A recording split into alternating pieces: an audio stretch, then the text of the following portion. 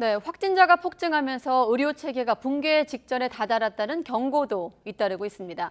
일반 확진자는 물론이고 요양원의 고령층 환자들조차 병상 배정이 늦어질 정도입니다. 간호사 한 명당 환자 수를 법으로 정하자는 요구도 나오고 있는데요. 홍민기 기자가 취재했습니다. 지난달 20일 집단 감염이 일어난 서울 관악구의 한 요양원입니다. 종사자 한 명이 처음 확진된 뒤 일주일 만에 고령층 환자 12명이 감염됐습니다.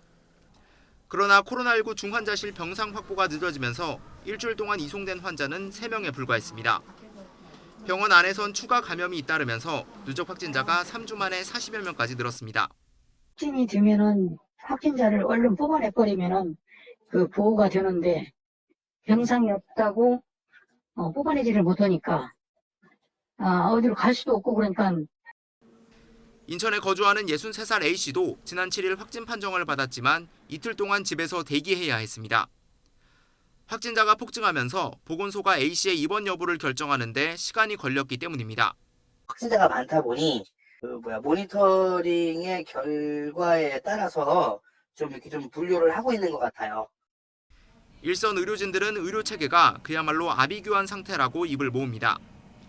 일반 병동의 간호사들이 감염병 전담 병상으로 잇따라 파견되면서 일반 환자들까지 치료를 받지 못하고 있다는 겁니다. 그러니까 일반 병동 간호사들은 1인당 맞는 환자 수가 또 8명, 9명, 10명이 넘게 보고 있는 상황이거든요. 그러다 보니까 그 중증 환자를 제대로 또 치료를 할 수가 없어서.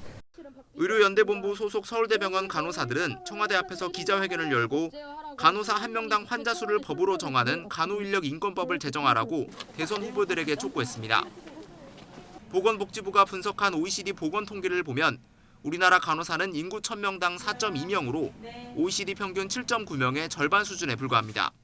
국민 10만 명의 절실한 목소리에 즉각 응답하라.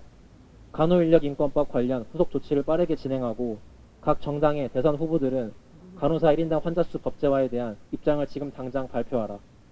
정부는 사망자와 위중증 환자 현황이 엄중한 상황에 있다면서도 우선 이번 주 상황을 지켜보겠다고 밝혀 현장의 혼란은 당분간 이어질 것으로 보입니다.